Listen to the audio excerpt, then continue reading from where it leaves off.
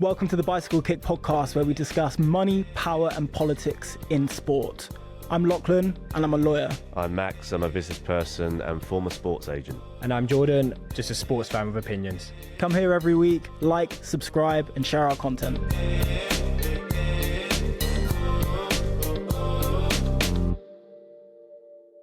Today we're going to be talking about the World Cup.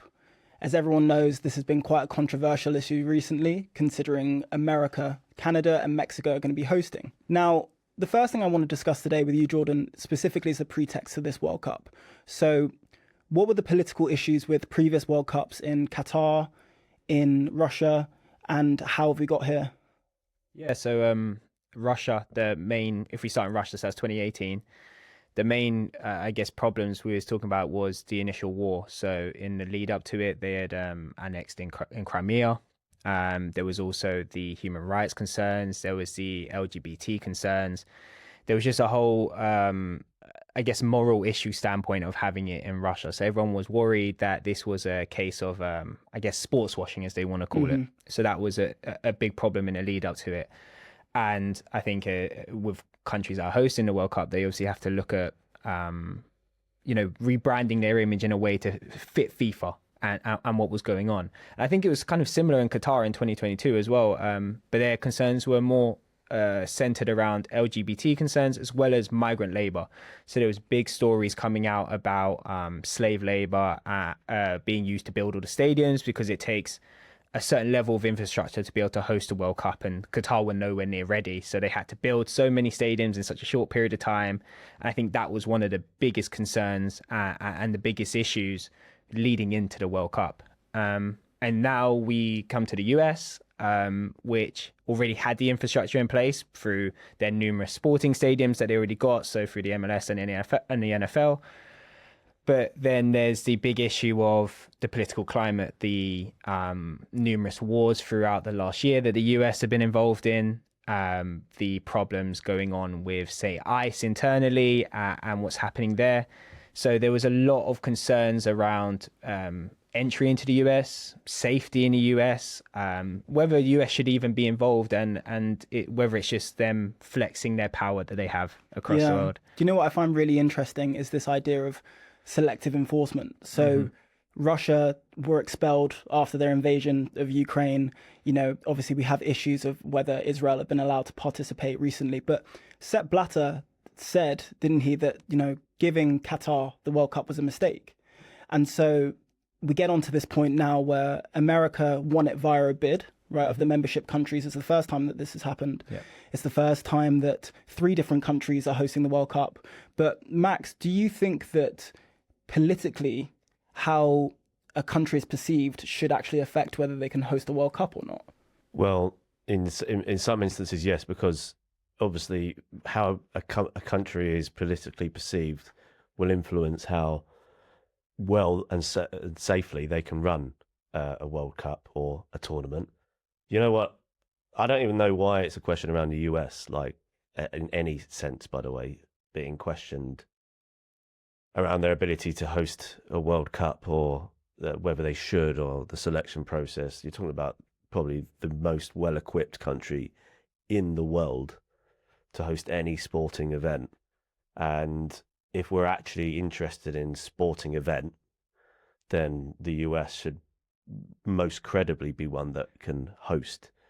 And yes, I understand that there are concerns around certain countries, whether they can or shouldn't be able to host, or whether they could be removed or whatever. But I just want to be clear. I think America is also contributing to sports development business-wise and legal and sporting events globally. And I don't see why it's a question for the US. Well, let's get into that. So as we know, we previously had the FIFA Club World Cup that was held in America, right? And Trump is there on the stage with Chelsea lifting the trophy. And I think a lot of people, but I think a lot of people around the world, Christian Pulisic is hailed as the LeBron James of soccer, call it soccer, you're over here. But isn't the whole point that we're seeing this kind of US commercialization of football as it's happening? And I think we can see that at the moment with the ad breaks that's going on within America. Jordan, what are your thoughts on this? Yeah, I think as a football purist, the idea of it being soccer is crazy as well. The fact I agree with that. The fact that a country that calls it soccer can host a football World Cup is insane to me. Disagree with that. But then also, I think we're now looking at, it's almost with if we're going to speak about the ad breaks to start with, it's almost looking at a game of quarters. Football is a game of two halves. That is also what we've always been said, especially, as a kid playing football, you can be 1-0 down at half time. It's a game of two halves, but now it's a game of four quarters. And you look at certain games like Germany-Curacao, right? Curacao scored. They leveled the game up. They were on top as well. They were on top. They were dominating. At hydration break, they're going to lose 7-1. And I'm not saying that they wouldn't have lost 7-1 to Germany because Germany are a great nation, but that hydration break changes the game. And even you look at the England-Croatia game, England were on top leading up into the hydration break. Then suddenly the game just dips again, and the flow of the game changes, and obviously they were able to come out. But this touches on an important point, is that we're talking about football just to watch, but off the pitch, these hydration breaks are for advertising. Yeah, it's right? awful. So there was a game in which the fourth official is halting the referee on the pitch because Fox are delayed showing their advert. Yeah. Now, someone on Instagram, funny enough, has done the maths on this, and he's worked out there would be 832 ad breaks during the World Cup. Now, if you do an average slot of, say, $250,000 for a company to advertise their services, it's only going to get more expensive once the tournament goes on. In the semi-final and final, it could be up to £750,000. That's £208 million going back into FIFA. So, Max, I know that you're very much for these hydration breaks. You don't see it as an issue, but can you understand that from a financial level, and we'll go a lot more onto that, in terms of exploiting the fans financially, do you not think that that's somewhat distasteful? I don't see it as an exploitation of the fans at all. First of all, yeah, I am a business person, so I look at it from that angle. It's do I, as a football fan, want to be in a stadium and have hydration breaks in an air-conditioned stadium? No. Yeah. But I have more gripes with the fact that we're now talking about hydration breaks, and we've suddenly forgotten that VAR can somehow delay games by 7 or 8 minutes or 10 minutes, which, yes, it might get added on at the end. Talking about breaking up the flow. Do you know what's worse? Breaking up celebrations. People go, so I know this is old school chat and everyone's been taught this to death. But I don't see why everyone's getting angry about hydration breaks when we haven't sorted out the other core issues we've got. If you're a genuine purist and we really care about that, get rid of VAR. That's genuine purism, right? So that's where I think everyone's argument should start. Yeah. Hydration breaks is, for me, if it generates more business revenue for soccer, football, I think it's going to increase the amount of money that goes into the sport. So we will become more competitive as a global sport. That sort of thing, if it even trickle back to the Premier League or globally, will be massive. It might probably make the Americans more interested in how they can commercialize financially football, and it could have a global impact, which drives so much revenues. It could eventually reach the top leagues. We want football to grow. That's my favourite sport. So I think it just enhances the ability for countries and clubs to make further revenues. Do I like it? Not necessarily, but from a business perspective, it could be very good for football clubs around the world, particularly if they could find a way of working with FIFA, UEFA, their national associations. Well, let's talk about this now. So I think that the finances has been the main talking point of this World Cup, whether it's the ticket pricing, whether it's the commercialization of the sport. And also what's really important is the price going on to these host cities. Yeah. So let's talk about sponsorship while we're here, Max. So you would have seen that effectively all stadiums in America, so there are 11 host cities. And if you look at the MetLife Stadium, for example, has now had to be renamed while the tournament's going on. I saw a really good Levi's advert the other day, which basically where they had to take down the Levi Stadium. They couldn't show that it was Levi's, so they had to put a big white sheet in front of it, but it ended up being quite a good advertising story. In sponsorship, these stadiums have partnerships already, right? With Heinz, with competition of Coca-Cola, who's the official brand sponsor of the World Cup. You go into these stadiums and into hospitality, Heinz is covered. All the sponsorship is covered. It's cost about $500,000 for all of these host cities to remove their branding. So with regards to putting money back into football or soccer, do you think that that's actually good for these host cities where they have to burden so much financial pressure just to host the World Cup? Yeah, easily. So how much money do you think is being spent in their restaurants and their hotels and all around it? I know that what they're going to talk about is policing and environmental impact, cleaning up. There is a huge cost and burden to that. But for economy, local economy, it's always proven that hosting these World Cups is fantastic. And I think it's a great thing for the communities to be able to have and host these kind of major events. It's great multiculturally and I think it's very important Americans do have all these different nationalities turning up on their doorstep, reminding them that they have a role to play in the world and that everyone is mainly there for a good time. So yeah, that those cost burdens, it's really down to states and their relationships with the stadium ownership to recompense any of that cost. But otherwise, outside of that, the state laws, etc., and state relationships should allow them to secure some of that revenue back. But I think it's an amazing thing, and there's always going to be a downside. If you want to point out a downside of any of these hosting, you can. But I think commercially, overall, they should be more rewarding than not. Jordan, what do you think about that? I think certain cities have had it worse than others. You look at, for example, I was reading something the other day about Kansas City. They don't actually have a big a public prison, if you want to call it as such. If they have detainees, they have to go across the border to a neighboring city.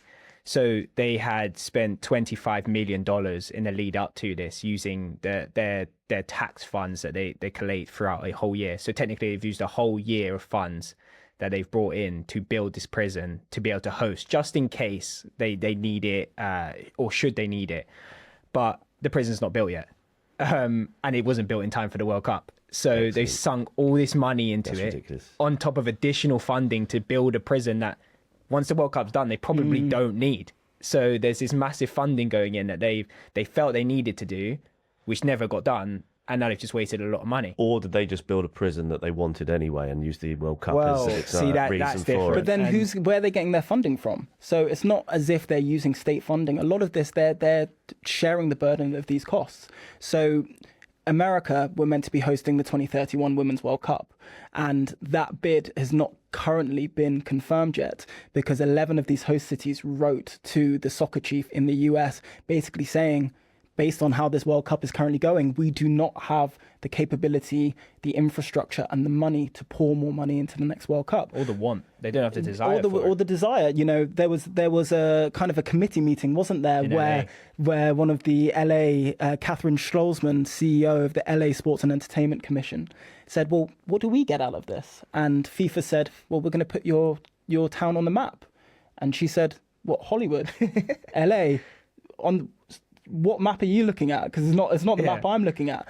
And whilst I appreciate that we're only seeing this globalization of football in recent years in America, you look at Beckham, you look at Messi, everything that's going on there, and they'd be a fool not to capitalize on it. But Max, let me hit you with some of the statistics, because this is really interesting. Oh dear. So you're a businessman, you need to be ready for these. Money talks. Yeah. 57.8 million in lost tax revenue by Missouri, Georgia and Florida, who waived taxes on ticket sales to entice FIFA. $15 million Dallas Broadcast Center was built for the tournament. It's going to be knocked down. And the New Jersey congressman has said that $37 million has already been spent on upgrades to the MetLife Stadium and $13 million on the turf alone. All of this money, right, is being burdened onto these host cities. So when you talk about the money that's going to be spent in restaurants and bars, etc., do you not think that the real issue is that FIFA are also charging all these fans to go to the games and transport and all of that? What are your thoughts on that? I just don't think it's as simple as that. I think that if you've got, it depends on the ownership of every asset and entity around each state. But let's say if the airports are suddenly getting much more utilisation than they otherwise would, then they would be charging airlines taxes and placement fees within airports. There'd be that's an example. Now, who owns those airports? If the airports are state-owned, then there's revenues. If they're not, they're privately owned, then that's generating revenues for those locals. That's a start. Taxi firms who is owning that. Could there be? I mean, this is privately owned, but there's going to be other state-run benefits of it if people are using. I know we've hearing about trains and buses, etc., which is putting a stress on them, but they are also generating revenue through that as well from the utilisation of those areas. Revenue is like revenues in restaurants. So is sales tax. If you in America, you'll have that special thing in many places called a resorts fee. You have other fee. Have you ever looked at a tax bill when you're in the US hotels? And I try not to. You're look like, at it, what? it's Like, yeah. So you've got like 7 or 8 different new taxes on there. So it's to say that, and I know that some of it's federal and some of it will be state, but let's assume that there's a lot more tax that they're gaining through that. And also when you hear things like waiving tax on tickets, it's weird when people say waiving. So there is that money wasn't actually there. You haven't actually lost it. You've made a decision from whatever influence to let that go. So stats like that are not necessarily realistic to how much loss there is. And if they're, for me, there will be some elements where they're hitting some losses, but there are so many different ways that they're making benefits. And that even these, I don't know, even the football teams, stadiums, I'm sure they're even selling their local shirts, right? Yeah, I don't know, but assume. Let's hear how much of merchandise of the local football teams, even Kansas City, the Chiefs, how many England fans or any fans are coming home with Chiefs shirts? Yeah. I don't want to know. Who knows? There's so much additional business revenue that just gets completely lost. I think and not calculated. I think, I guess that's an important part of it, but it just depends on what you see the World Cup as being for. Like, I know we're talking about the host cities and things like that. I think the whole idea of the World Cup to me is this inclusive tournament that happens, all these nations that come together, and all the fans can come together and watch their nations play and etc. So yes, it might benefit the host cities, but at what cost to the consumers really is my argument. Because if we're going to go back to what consumers, like what the consumers, the fans, it depends. And even me using the word consumers is the fact that it's so Americanized. We're not consumers, we're fans, we're supporters. Awfully. Well, Max, I mean, you said the first thing you said, well, do I ever look at the tax on kind of bills? No, because you're normally picking up the tab, so it's not normally does it?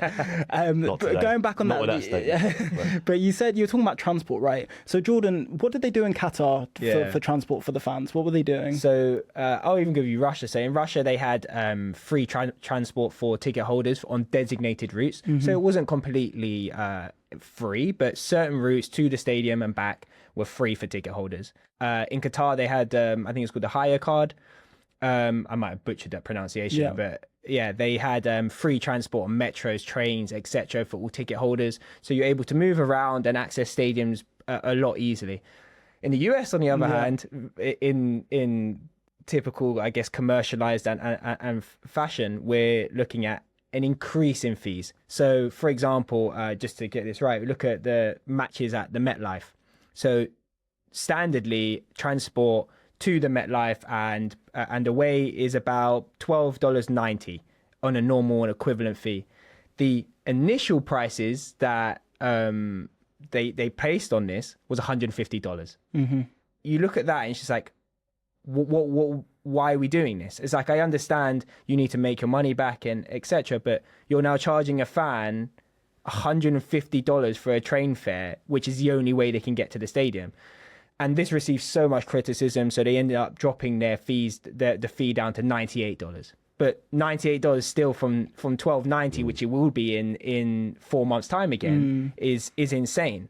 So you look at the cost of this for consumers, for fans, because they are fans, and you're now not just factoring just the ticket prices to go to a game. You're factoring the travel internally, the travel externally into the country, etc. You're going to price out so many fans and so many of the smaller nations that can't afford to travel, which is quite sad considering that, some of the biggest moments in the World Cup, you look at some of the fans, like the first game of the World Cup last year, Saudi Arabia and Argentina, that stadium was amazing. The atmosphere in the stadium was amazing, and because you had a lot of the Argentinian fan base that travelled, because they have a massive fan base that travelled, but a lot of the Saudi Arabian fan base that were there because it was a short distance across to Qatar.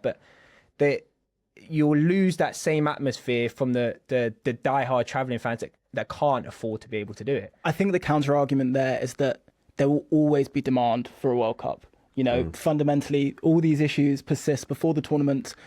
If there's an incredible England game and we go on and, dare I say, win it, we're not going to perceive this tournament negatively at all. Well, you know, so I think the topic, unfortunately, that we're dancing around and that we're going to have to discuss is ticket pricing. So the European Commission have actually been investigating FIFA for a number of reasons to do with the cost of tickets. Now, I have a ticket to a round of 32 game. It was a massive hassle to get those tickets. You've got balloting, you have dynamic pricing that goes up and down. Before the first group stage game, there are 185,000 tickets still not sold. We've seen it online. We can see the empty seats. Yeah. Yet Infantino was saying this is the highest demand we've ever seen for a World Cup, right? So if we get into the actual statistics of it and the tickets itself, if you're being misleading in the way that you are presenting these tickets, how many are being sold, the price of them. Did you know this, Max, that there was a crypto token that FIFA released, right? That was a right to buy. And so loads of fans for $100 could buy this token in the chance to be ahead of everyone else in the queue, right? Eventually, when they saw the price of the tickets, they felt scammed. Yeah. They felt scammed. And so many just went ahead and didn't buy any tickets. FIFA made millions off of that. And that's something that people don't know. So the point, Max, that I would give to you is that, do you think it's fair, especially because FIFA are not for profit and all this money ultimately goes back into the member states of football and to increase football infrastructure around the world? Do you still stand by that even with hiking up these prices, it's justifiable? There's quite a lot there. First of all, on the train stuff, I think that is wrong. I do think that's right. I don't think you should have some sort of surge pricing on train fares and all the rest. This is not taxi. It should it's like being on Uber. It's incorrect. On FIFA and the tickets. First of all, anyone who bought those crypto tokens, no offense to anyone, but that was your decision. So you didn't do it? No, I didn't. Okay. To be fair, I'm out $100 now. Even if it's like, if you don't know what the price of the ticket is, you don't know anything about it. But I think if you're basing it off of previous years where they would be in a kind of all rough kind of category, where, like, you know, even you look at Premier League games, you know, category A games are this, category B games are roughly this. You have an idea, but then to get the chance to do it, and suddenly you're seeing hundreds of dollars. Can I interject there? I bought what was a category 2 ticket, which was meant to be pretty decent in the Mercedes-Benz Stadium. Now we finally had those seats released. I think maybe 2 or 3 months after I bought those tickets, they're in the nosebleeds, and everyone's saying that actually all the categories are kind of changed so that they can have potentially more hospitality seats as well, right? So I think when it comes to seats and tickets, at the end of the day, a value of a ticket is only as high as someone wants to pay for them. So I do understand the argument where it's, well, of course, there's money to be made. These are far and few between that you get to go and see a World Cup. We can charge what we want for it. That's true. That's true. I mean, I assume if FIFA don't, they would have a category 4 or whatever, which is to be kept at some sort of level for fans. But yeah, I mean, the problem is demand. I mean, we've got a big question here of whether we're talking about sport as for the fans as just everyday sport, or are we talking about business? Unfortunately, I think sport just for sport doesn't exist anymore. If you did, go to your local amateur football league and love that. But if you care enough to be watching the World Cup, you are watching business. So you've got to deal with it. And by the way, we haven't even introduced our backgrounds, but I used to be a football agent. Yep. And I can tell you that football players, even in your favourite football clubs, are looking after themselves. We all kind of know that, but we still have a fantasy of what football is. But we all know deep down what the reality is. It's the same with this, with FIFA and everything else. And they've got demand. And he probably has, by the way, he's probably not lying, Infantino, by saying it is the best demand he's ever seen. Doesn't mean that it's the best ticket selling that he's ever done. He might want to keep the prices high for a reason. Is the breakdown that slightly emptier stadiums actually does result in greater revenues because the prices are so high? is a delta that I haven't studied, but it could well be that it is. But then there should be an argument that we want full stadiums because that's what it's all about. But no one can force them to do that. That's a different conversation. I think the argument around a lot of people is you start to conflate the two. You look at the magic that is football, and then, as you've just been talking about, Max, the business of the game. Like, a lot of us think with our hearts when it comes to football, especially we're England fans. Unfortunately, we haven't been that successful in recent years, yet we still believe that we can go on and win it. Well, I'd say that's successful. We have not been successful. Unfortunately, Jordan, you're a pessimist, unfortunately. I'm just realistic. We haven't won anything. I'm also realistic. Come on, England, but I'm also realistic. It might be coming home. Yeah, that's what... It might be. But this is the whole point, right, is that, fine, if you're trying to conflate the two, I understand where you're coming from in that, no, the business of sport... If anything, what keeps World Cups going is because this revenue that FIFA pour back into themselves, into confederations. So, Jordan, a point that we haven't actually spoken about today is the fact that we have 48 teams in this World Cup. Yeah. 48 teams. So what is that? I think 67.5% of teams in the group stages can now go through to the knockout rounds. So, of course, it's more football, which is fantastic, but... Is it? But it's at what risk? Exactly, exactly. I mean... You know, your football purists will watch every single game that they can watch in a I Cup. I was up till 3 a.m. the other night. I mean, some games are at 5 a.m. It's insane. But the problem for us is that the primetime games are at 3, 5 a.m. whenever they are, which is a nightmare if you got to get up for work in the morning. And FIFA are very shrewd because they leave the big games, so England, your Spain, to times that work for us on a European calendar because they know that that's where the majority of viewership comes from. And it's thinking, well, you know, what are they doing this for? I mean, going back to, I guess, in the sense of the tickets and stuff like that, we'll probably touch on it a bit later, but you look at UEFA. UEFA have fixed their ticket prices for the Euros, and they know that the idea of football and football tournaments are the fans. Obviously, it's about the teams winning, but the fans make the tournament. So you bring up a really good point, and I think we should probably talk about it now. It's this idea of UEFA versus FIFA. So they're two confederations, institutions that run world sport as we know it, really. So, as you say, UEFA have capped their prices for the next Euros to be, I think it's 30 euros or something for your average kind of ticket price. You have Cheferin, who's the president of UEFA, walked out of the FIFA Council when Infantino was speaking. He did not attend any of the FIFA Club World Cup as well.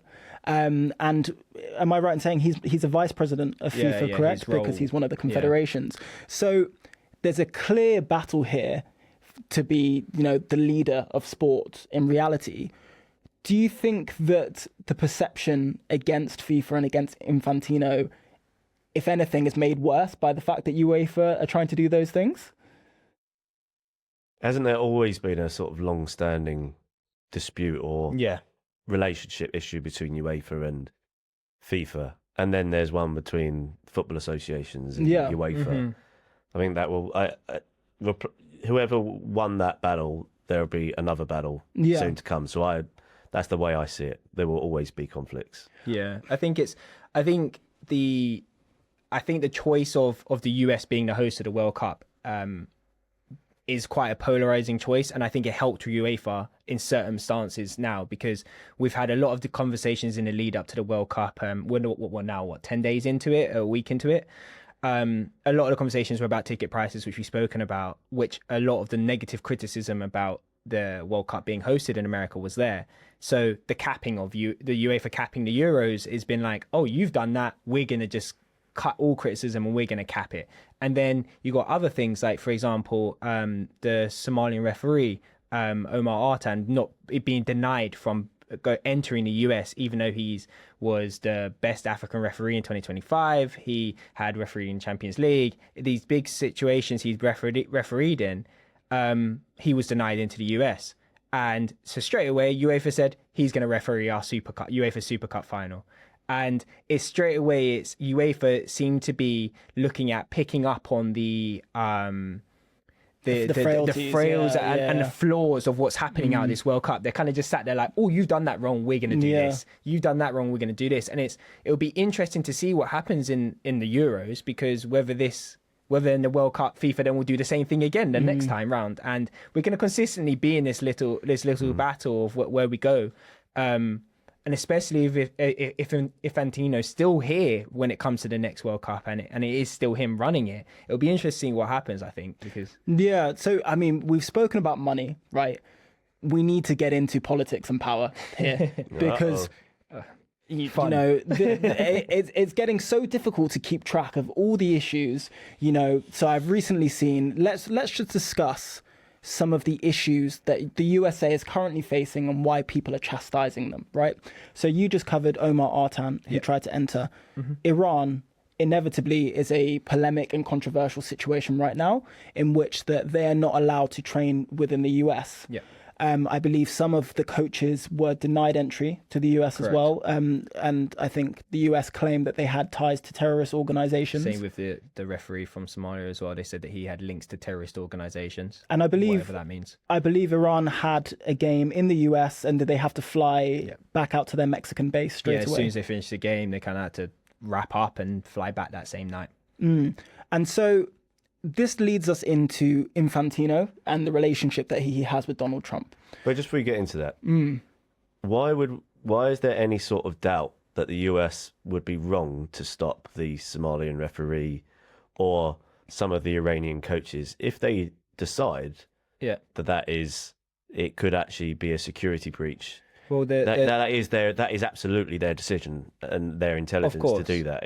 I don't think any of us can actually truly question whether, because we don't know enough. Oh yeah, we obviously don't know, but I think the reason the Somalian referee one hit so I guess so prevalent in the news was the lead up, minus the referee himself, but the lead up to this of Donald Trump's comments about Somalia, his consistent bashing of the Somalian congresswoman, his downplaying of that whole region is a big problem. Also, the referee obtained a visa. He got a visa from the US Embassy. He was granted to leave the country to fly to America. It was only when he got to America they denied his visa and said he has to go home.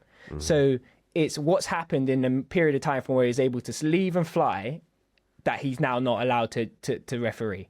And I think that's the question we have to ask there. And with the Iranian national team, okay, yes, there is the argument of if you're at war with a country, would you, for safety reasons, allow a whole contingency from a country to come into your country? But if they've all obtained a background checks and visas, etc., why would they not be allowed? And it then looks at the case of competitive advantage. If they have to fly into a country, get 3-4 hours before they play a game and then fly straight back out again. What conditioning? Well, so there is two things. You are talking about countries' security, and then you're talking about the FIFA World Cup and competitive advantage or disadvantage. I don't think anyone is disputing America's right to not let these individuals. I agree with what you're saying. And it could be political, by the way. Yeah, it may well be that Trump's decided, I don't want that Somalian. It's an example. But also, anyone who's been to the US, you can travel to the US and still get there, and they're going to question the security is the most scariest thing I've ever been to in my life. Exactly. So it's very possible. I am coming next week. Please let me. Look, and you might get taken into one of those rooms. I've been there. I see what happens. So, and that happens to someone you think is very simple British national. So if there was any kind of links, they could deny at that point. So, and it could be political reasons as well. But I say, Iran being in a different base from others. Are they at competitive disadvantage? Yes, they probably are. But at the same time, if I was FIFA, I'm thinking that's the best way that I can get them still involved. Yeah, so that's the balance. I guess so. Right. I think this goes back into this argument, right? Is FIFA and football there to unite the world? What Infantino says all the time is that he's there for peace.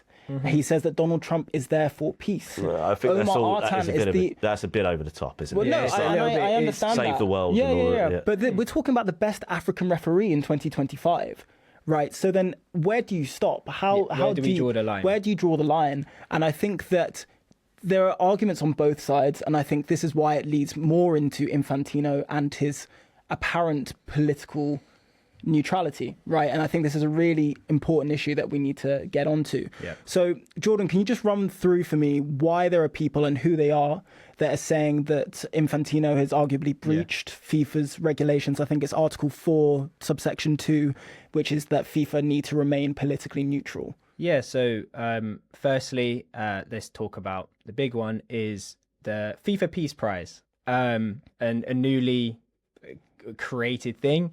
And the inaugural winner, Donald Trump. While he's in the midst of, multiple wars, he had, gone into he had sent the army or whoever into another country and taken out a leader in South America. He'd done all of this and was still granted an inaugural Peace Prize. Whether that is because it is preserving business relations with a host country that's coming up. Because that is important. Well, like, it's obviously important, yeah. but you don't create an award for a peace prize and give it to him when, one would argue it's not very... Yeah, but in that case, who cares about a FIFA Peace Prize? But it's the optics of it. It's not necessarily who cares about the award. It's the optics of it. Is why FIFA granting this to the president. But then also there's other things. He has a place on the Gaza Peace Board, which is a highly sought after role, right? But it's also quite, controversial position. It's a controversial board completely because we're not going to get into the politics of that, but it's a whole controversial thing in itself. Isn't Tony Blair on that one? Is that the same? Yes. Again, okay. and without getting too deep. We're not going on to that part either, but we'll keep it sport really. Unless Tony Blair played football, I don't know, did he? But also with that, then the little known thing as well is that Infantino under FIFA took out a lease for an office in Trump Tower in New York, but according to people, the office has remained empty and not used. So they're paying rent directly to the Trump family for an office they don't even use. And knowing that that's in Trump Tower and in New York, that rent's not going to be cheap. I don't know what the figures are, but when you're looking at stuff like that, also, add to that as well, he went to Trump's inauguration. Why is the head of FIFA at a president's inauguration? I don't know if they have ever been to any other previous president's inauguration. I'm not too sure. I believe it was the first time. It was the first time? Yeah, I believe it was the first time. Even optically, whether Infantino does agree politically with Donald Trump or not, optically, it doesn't look good. It looks like they're really siding FIFA in one specific place and alongside Donald Trump, who I guess is quite controversial across the world. So I see the controversies, I see the optics, and I see what people say. I think that, of course, there's another side, right? Is that you need to consider, as Max said earlier, right? Is that America are the biggest infrastructure in this World Cup. It's where the majority of the money's coming from. So is it not incredibly important that he is posturing mostly with the US president because the majority of these games are happening in his jurisdiction? And maybe, arguably, he had an eye for that and that's why he's doing it in the first place. Or do you think there's anything else to it, Max? Well, you said off air, like, why is he not buddying up in Canada or Mexico? Yeah. It's very obvious. If that was the three nations to choose of a World Cup, if Mexico decided they don't want to be involved or Canada... then the US can cover everything. Their sports infrastructure is phenomenal. Whereas, and I've lived in Vancouver, Canada, if even the Canadians had to start hosting it by themselves because the US didn't like where it's going, they will not be able to do and handle the World Cup across the whole country. You'd end it up in a couple of cities or a few cities, if Quebec, etc. So I think that when you say about Infantino, I think that's superb relationship management. I'm actually very impressed by the way that Infantino is handling Trump. If everyone can sort of read what Trump's about. A bit of ego stroking, a bit of relationship development is what he needs to be on board. And FIFA, to make a really good tournament, needs to make sure that they've got the political background to do it. Otherwise, there could have been more major problems for FIFA, and FIFA doesn't want that either. And also, you want a smooth sporting event. So I think the way he's handled it, and renting of particular office space, just because they didn't utilise it. I mean, go and prove that was something else. I mean, it may well be that that's just a nice way of doing something behind the scenes, but it may well be that they did think they were going to need an office. Whatever it might be, that it's secondary backup. Everyone's got backup plans. In any case, just good business relationships or operational relationships.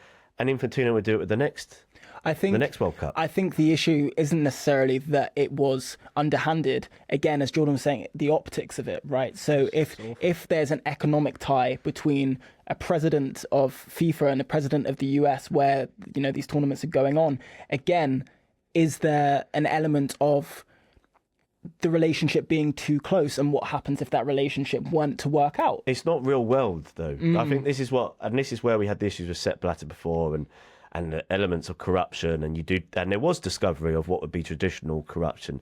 I'm starting to wonder whether it's FIFA, UEFA, or anyone who thinks they could take over major event. Can major events actually happen without? And I'm not endorsing anything, by the way, making that clear.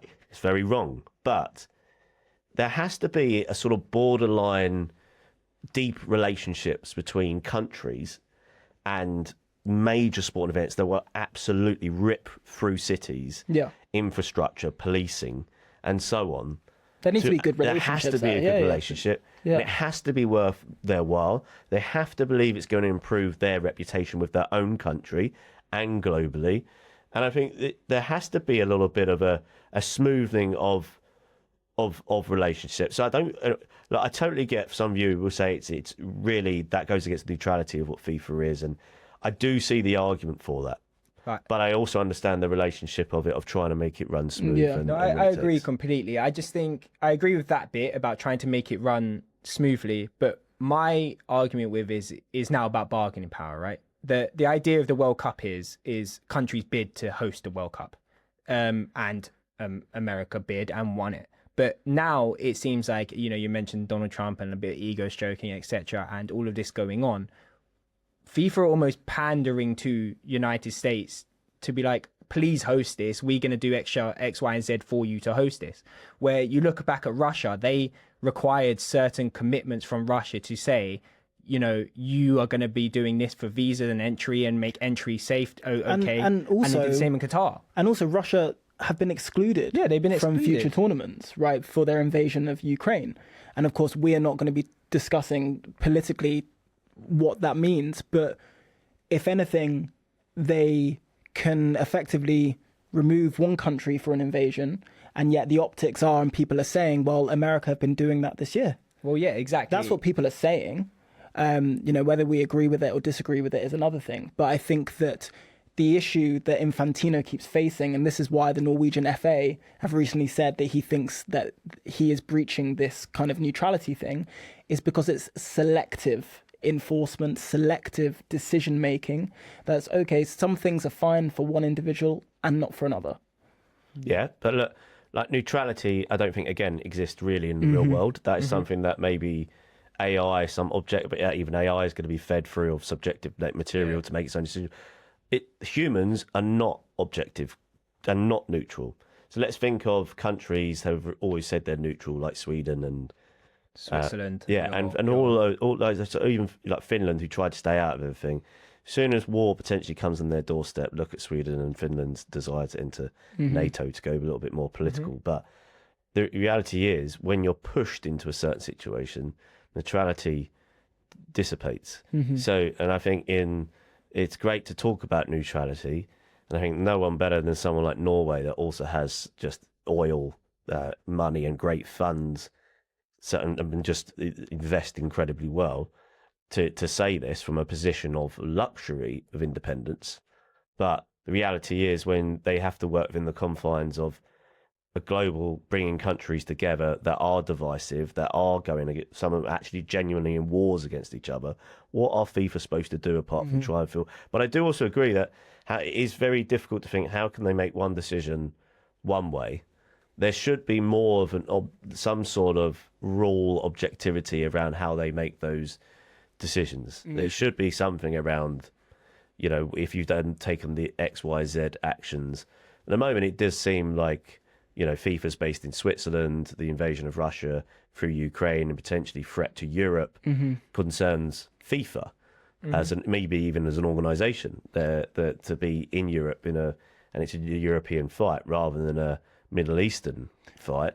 But I'm not disagreeing that it should be more objective in the way that they make those decisions. And hey, Infantino is battling a lot here. He's dealing with a huge World Cup. Yeah. He's dealing with posturing politicians all over the world. Yeah.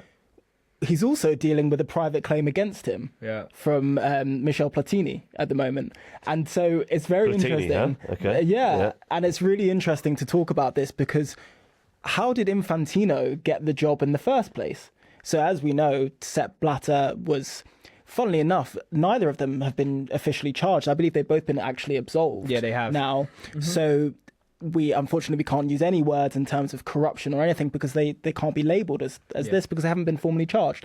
But those were the charges against them.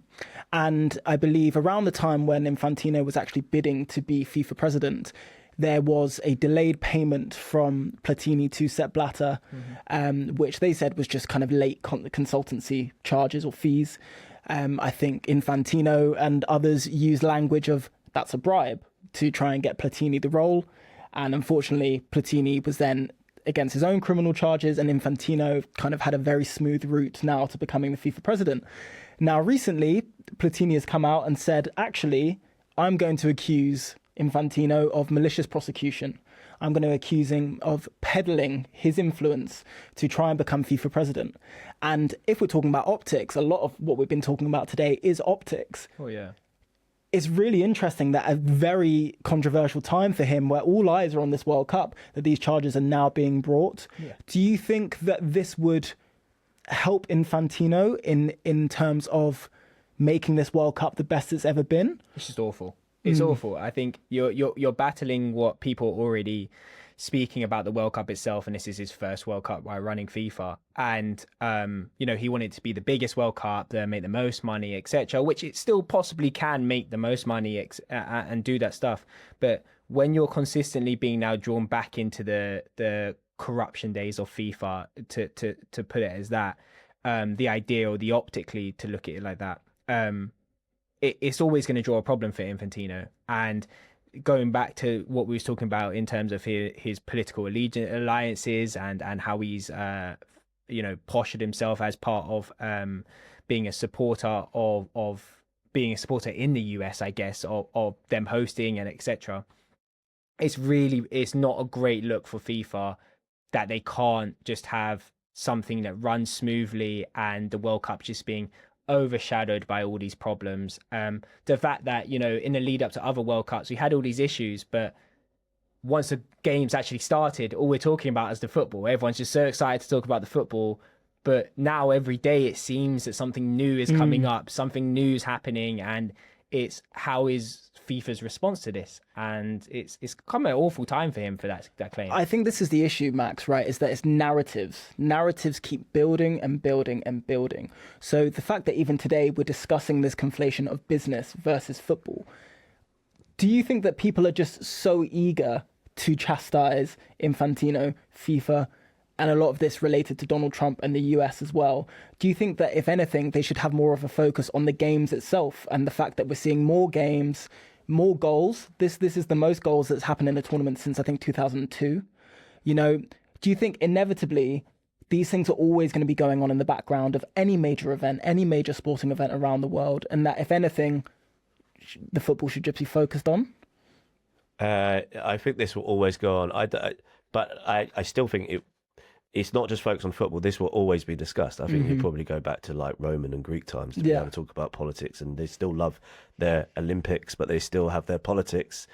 And I think maybe it's not so dramatic, but it will always be on the newspapers and be followed by people. And I actually think it is important that it is consistently in the news and consistently focused upon, because they have to be held to a high standard. If they weren't, standards would slip, even if they tried their best, and probably will go into a murkier world than they want. To know that they're always being tracked and always being watched, even to the extent of disrupting some of the focus on football, I think is a really good thing for sport of this size.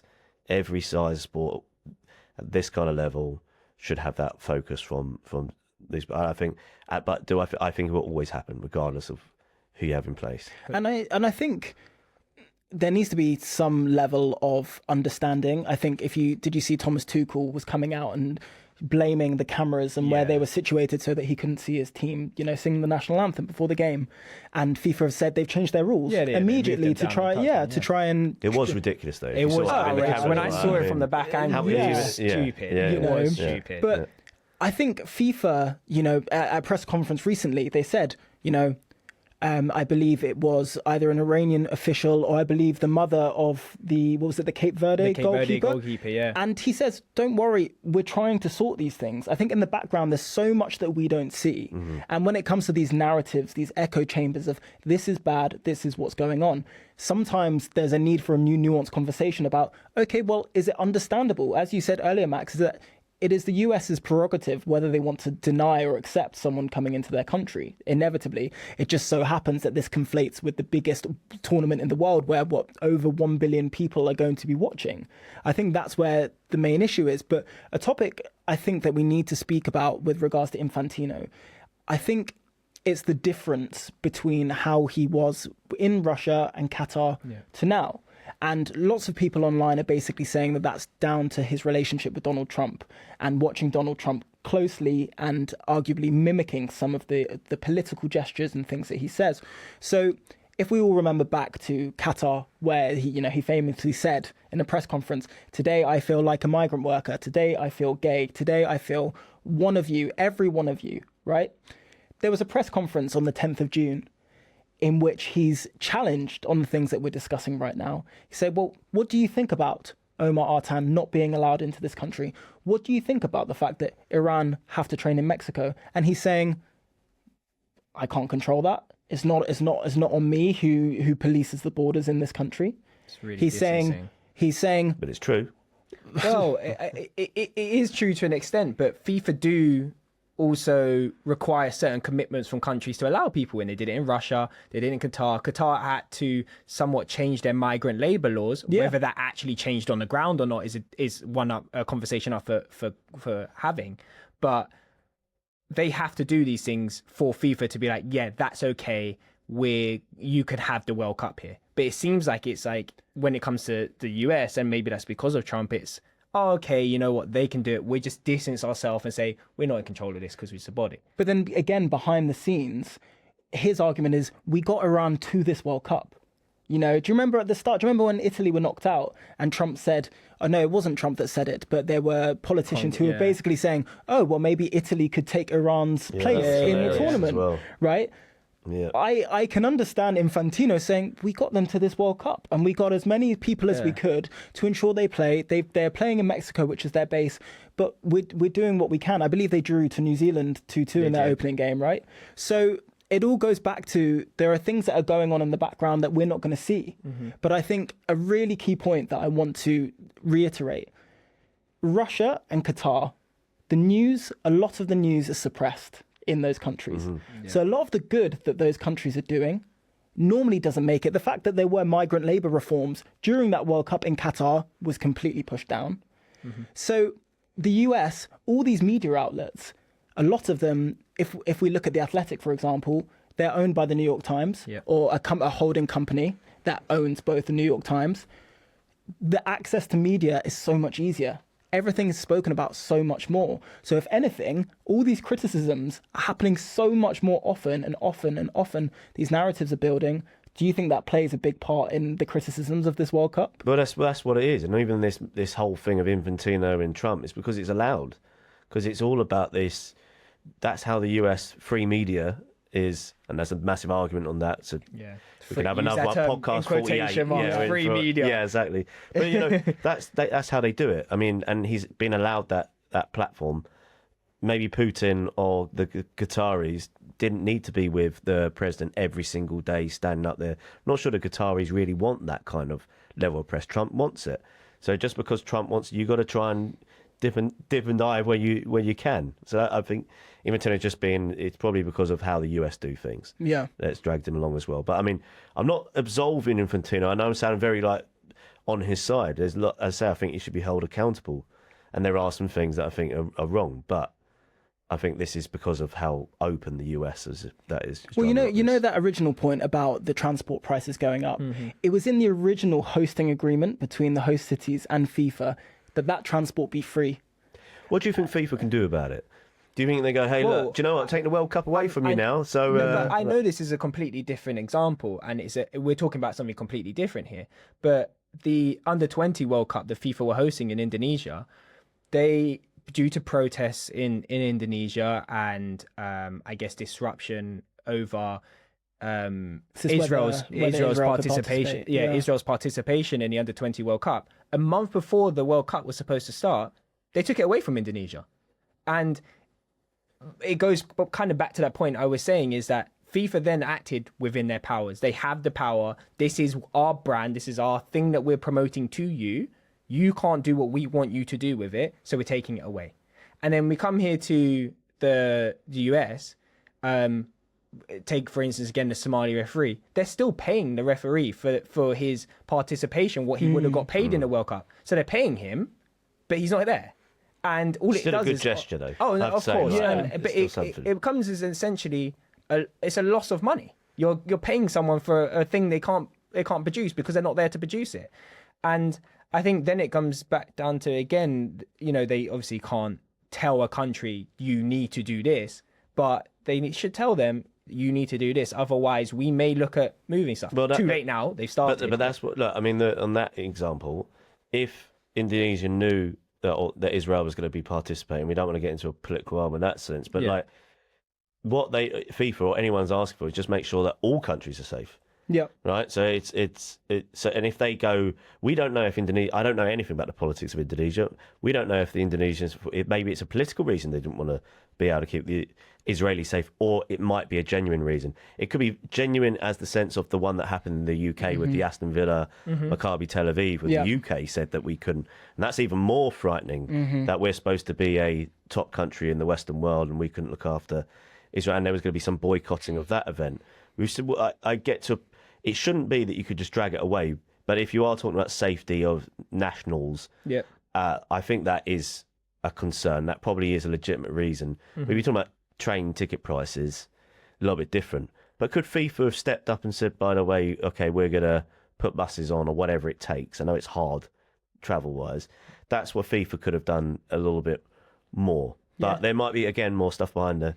I know that we're getting close to the end of this, but, and again, what we're all forgetting is that they have a monopoly over World Cups. So if anything, when we're questioning, can FIFA do this?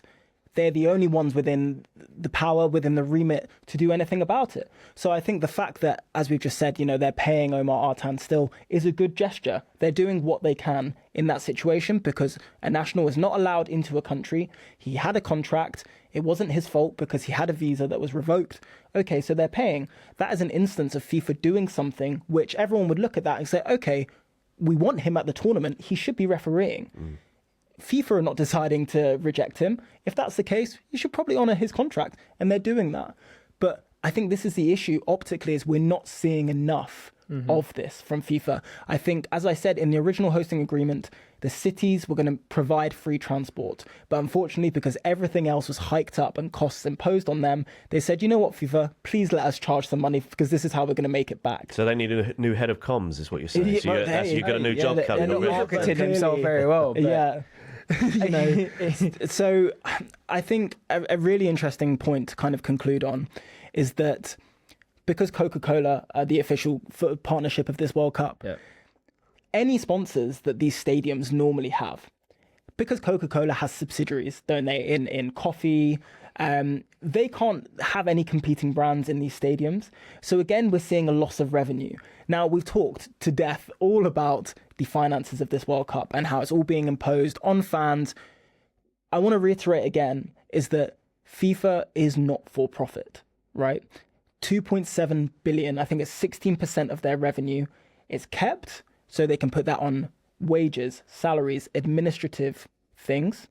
Everything else is pumped out into the confederations. The whole point, this is the first time I've ever seen Curacao play a football game. This is the first time I've ever seen Cape Verde play a football game.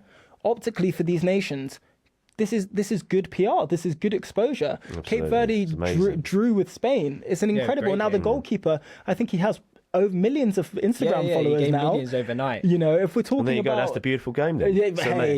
That we brought these countries in. But if we're talking about ways for individuals to make money, again, of course, footballers are always going to be paid a lot of money because the amount of broadcasting, sponsorship, money that goes into the game. But I think the issue, which I'll always come back to, is that this World Cup has been so conflated between the issues of business and passion of the sport. And what we're here to talk about, hopefully going into the future, is the fact that these two are so interlinked with each other. Absolutely, they are. We see this in a nutshell. We see it in a bubble, in that only one can exist at one time. But unfortunately, that's not the case. You know, throughout this podcast series, we're going to be talking about so many different issues that cross over into legal issues, financial stuff, accounting, so many things that happen off the pitch, which ultimately will always have an impact to what happens on it. But I think what always stands true is football, is the game. We're going to be watching these games. I'm off to Atlanta in a week. You've already been to America, Max. Yep. We're still, if God willing and we have the money, we'll go and watch these games because that's the most beautiful thing about this. Yeah. And I think that's why it's become so controversial, is that it's so spoken about. There are so many narratives.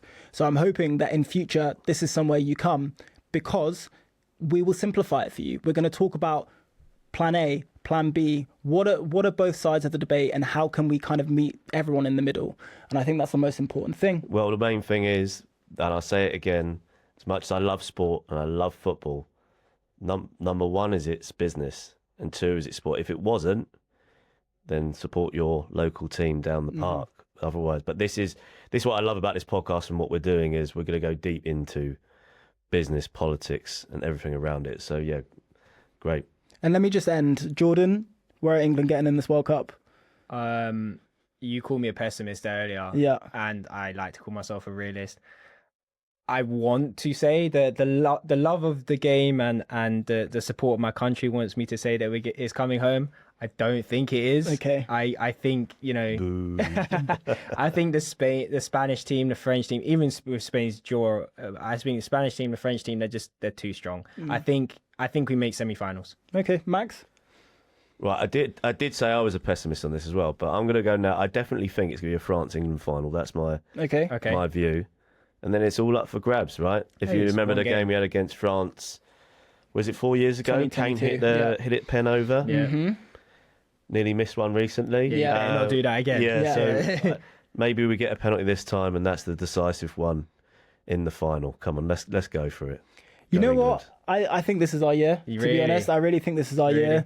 I think that we were incredible in that second half. Sorry, did I say second half? I mean in the third quarter of the game. Yeah. I thought we were very good. Good commercial. And in the final quarter as well, not so much. But no, I think this is a really exciting time.